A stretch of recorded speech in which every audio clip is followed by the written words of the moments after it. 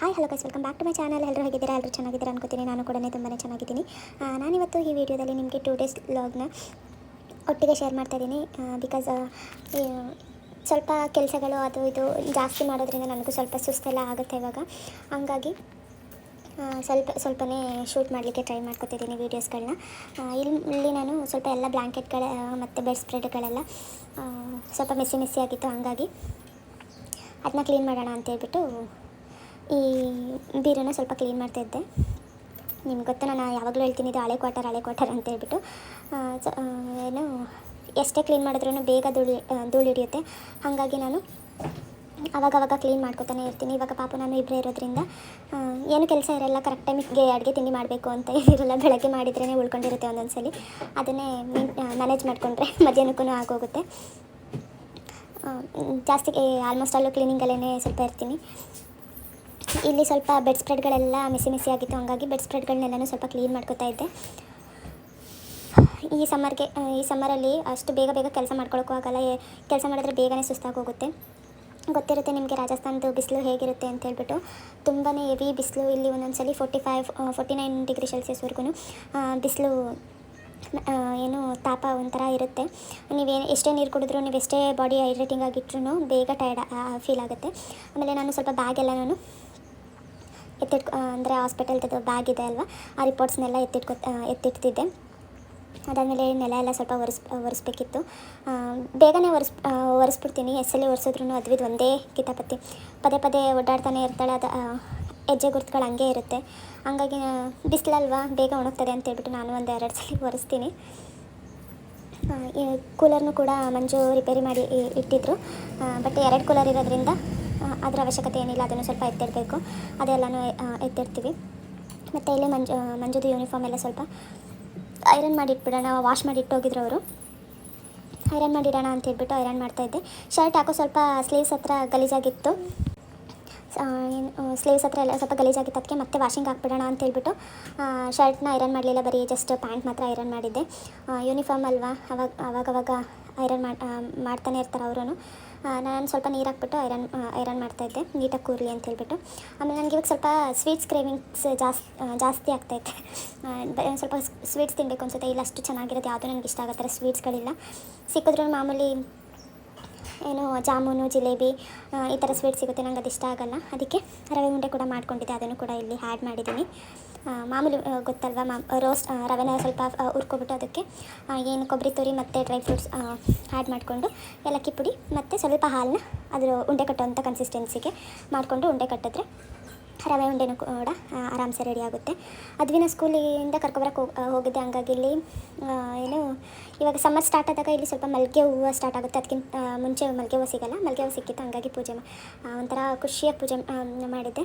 ಇದು next day ಬಟ್ಟೆ ಎಲ್ಲ ಸ್ವಲ್ಪ ವಾಷಿಂಗ್ ಹಾಕ್ಬಿಟ್ಟು ಒಣಗಾಕ್ತಾಯಿದ್ದೆ. ಆಮೇಲೆ ಸ್ವಲ್ಪ ಚಿಕನ್ ಎಲ್ಲ ಮಾಡೋಣ, ಸಂಡೇ ಅಲ್ವಾ ಅಂತೇಳ್ಬಿಟ್ಟು ಚಿಕನ್ ಮಾಡ್ಕೊತಿದ್ದೆ. ಸಿಂಪಲಾಗಿ ಅಂದರೆ ಸ್ವಲ್ಪ ಗ್ರೇವಿ ಥರ ಮಾಡಿಕೊಂಡ್ರೆ 2 ಟೈಮ್ಗೂ ಆಗುತ್ತಲ್ಲ ಅಂತೇಳ್ಬಿಟ್ಟು ಸ್ವಲ್ಪ ಗ್ರೇವಿ ಥರ ಮಾಡ್ಕೊತಿದ್ದೆ. ಏನಿಲ್ಲ, ಆಯಿಲ್ ಹಾಕ್ಬಿಟ್ಟು ಸ್ವಲ್ಪ ಈರುಳ್ಳಿ ಮತ್ತು ಸ್ವಲ್ಪ ಕರಿಬೇವಿನ ಸೊಪ್ಪು, ಅದಕ್ಕೆ ಈರುಳ್ಳಿ ಜೊತೆಗೇ ಪುದೀನ ಸೊಪ್ಪು ಮತ್ತು ಕೊತ್ತಂಬರಿ ಸೊಪ್ಪನ್ನು ಇದ್ರ ಜೊತೆಗೇ ಫ್ರೈ ಮಾಡಿದ್ರೆ ಆಯಿತು.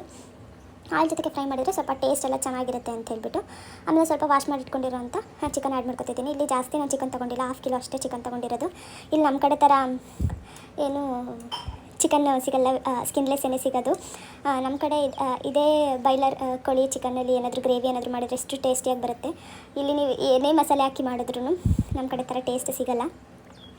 ಅದಕ್ಕೆ ಸ್ವಲ್ಪ ನಾನು ಸಾಲ್ಟ್ ಮತ್ತು ಹಳದಿ ಪೌಡ್ರ್ ಆ್ಯಡ್ ಮಾಡಿಕೊಂಡು ಸ್ವಲ್ಪ ಚೆನ್ನಾಗಿ ಬೇಯಲಿಕ್ಕೆ ಬಿಟ್ಟಿದ್ದೀನಿ. ಇದು ಮಸಾಲೆಗೆ ರೆಡಿ ಮಾಡ್ಕೊತಾ ಇದ್ದೀನಿ. ಮಸಾಲೆಗೆ ಏನಿಲ್ಲ, ನಾನು ಸ್ವಲ್ಪ ಆಯಿಲ್ ಹಾಕ್ಬಿಟ್ಟು ಅದಕ್ಕೆ ಈರುಳ್ಳಿ ಸ್ವಲ್ಪ ಪುದೀನ ಸೊಪ್ಪು ಮತ್ತು ಕೊತ್ತಂಬರಿ ಸೊಪ್ಪನ್ನ ಆ್ಯಡ್ ಮಾಡಿಕೊಂಡು ಫ್ರೈ ಮಾಡಬೇಕು. ಸ್ವಲ್ಪ ಲೈಟಾಗಿ ಫ್ರೈ ಆದರೆ ಸಾಕು. ಹಸಿ ವಾಸನೆ ಹೋಗೋವರೆಗೂ ಫ್ರೈ ಮಾಡಿಕೊಂಡ್ರೆ ಆಯಿತು. ಅದಕ್ಕೆ ಕಡಲೆ, ಕಾಯಿ ತುರಿ ಮತ್ತು ಗಸಗಸೆ, ಗೋಡಂಬಿ, ಚಕ್ಕೆ, ಲವಂಗ ಹಾಕಿ ಸ್ವಲ್ಪ ಹಸಿ ವಾಸನೆ ಹೋಗೋವರೆಗೂ ಫ್ರೈ ಮಾಡಿಕೊಂಡ್ರೆ ಆಯಿತು. ಆಮೇಲೆ ಇಲ್ಲಿ ಗಟ್ಟಿ ಕೋಳಿ ಅದಕ್ಕೆ ಫಾರಮ್ ಕೋಳಿ ಸಿಗೋಲ್ಲ. ಫಾರಮ್ ಕೋಳಿ ಸಿಕ್ಕಿದ್ರೂ ಅದನ್ನು ಸ್ಕಿನ್ ಔಟ್ ಮಾಡ್ತಾರೆ. ಅದು ಯಾವಾಗಲೂ ತುಂಬ ರೇರು. ಏನಾದರೂ ಬಂದರೆ ಇನ್ ಕೇಸ್ ಅವ್ರನ್ನ ಫೋನ್ ಮಾಡ್ಕೊಂಡು ಕೇಳಿ ತೊಗೊಬರ್ಬೇಕಷ್ಟೇ. ಇನ್ನು ಬೇರೆ ದಿನೆಲ್ಲ ಸಿಗುತ್ತೆ. ವೆಜಿಟೇರಿಯನ್ಸ್ಗಳು ದಯವಿಟ್ಟು ಏನೂ ಅಂದ್ಕೋಬೇಡಿ.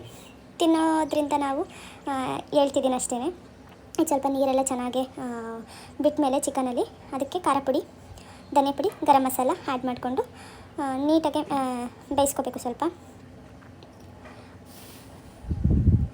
ನೀಟಾಗಿ ಕುಕ್ ಆದಮೇಲೆ ಆಲ್ಮೋಸ್ಟ್ ಅಲ್ಲಿ ಒಂದು 70% ಅಷ್ಟು ವಿತೌಟ್ ವಾಟರ್ ಹಾಕಿನೇ ಕುಕ್ ಮಾಡಿಕೊಂಡ್ರೆ ಅದು ಟೇಸ್ಟ್ ಚೆನ್ನಾಗಿರುತ್ತೆ. ಆವಾಗಲೇ ಸ್ವಲ್ಪ ಚಿಕನ್ನು ಚೆನ್ನಾಗಿ ನೀಟಾಗಿ ಬೇಯುತ್ತೆ. ಆಮೇಲೆ ಇದು ಸ್ವಲ್ಪ ಏನು ನಾನು ಶುಂಠಿ ಬೆಳ್ಳುಳ್ಳಿ ಪೇಸ್ಟ್ ಅದಕ್ಕೆ ಹಾಕಿರಲಿಲ್ಲ, ಹಾಗಾಗಿ ಇದಕ್ಕೆ ಆ್ಯಡ್ ಮಾಡ್ಕೊತಾ ಇದ್ದೀನಿ. ನೀವು ಇದಕ್ಕೆ ರುಬ್ಬ ಮಸಾಲೆಗಾದರೂ ಆ್ಯಡ್ ಮಾಡ್ಕೋಬೋದು, ಇಲ್ಲಾಂತಂದರೆ ನೀವು ಡೈರೆಕ್ಟಾಗಿ ಚಿಕನ್ಗೇನೂ ಕೂಡ ಆ್ಯಡ್ ಮಾಡ್ಕೋಬೋದು. ನಾನು ಈ ರುಬ್ಬ ಮಸಾಲೆಗೆ ಶುಂಠಿ ಬೆಳ್ಳುಳ್ಳಿ ಪೇಸ್ಟ್ ಆ್ಯಡ್ ಮಾಡಿಕೊಂಡು ಹಂಗೆ ಲೈಟಾಗಿ ಫ್ರೈ ಮಾಡ್ಕೊತಿದ್ದೀನಿ ಅಷ್ಟೇ. ಅದು ಕಂಪ್ಲೀಟಾಗಿ ತಣ್ಣಗಾದ್ಮೇಲೆ ರುಬ್ಕೊಂಡ್ರೆ ಆಯಿತು. ಜಾಸ್ತಿ ನೀರು ಹಾಕ್ಬಾರ್ದು. ನಾನು ಇಲ್ಲಿ ಕಂಪ್ಲೀಟಾಗಿ ಸ್ವಲ್ಪ ನೀರು ಹಾಕೇ ಇಲ್ಲ. ಈಗ ಏನು ರುಬ್ಬಕ್ಕೆ ನಾನು ನೀರು ಹಾಕಿದ್ದೀನಿ ಅದಷ್ಟು ಮಾತ್ರ ನಾನು ನೀರು ಹಾಕ್ಕೊಂಡು ಪೇಸ್ಟ್ ಮಾಡ್ಕೊಂಡಿರೋದು. ಈಗ ಸ್ವಲ್ಪ ನಾನು ಗ್ರೇವಿ ಥರ ಮಾಡ್ಕೊಂಡಿದ್ದೀನಿ, ಇಬ್ಬರಿಗೂ ಆಗುತ್ತಲ್ವ ಅಂತ ಹೇಳಿಬಿಟ್ಟು.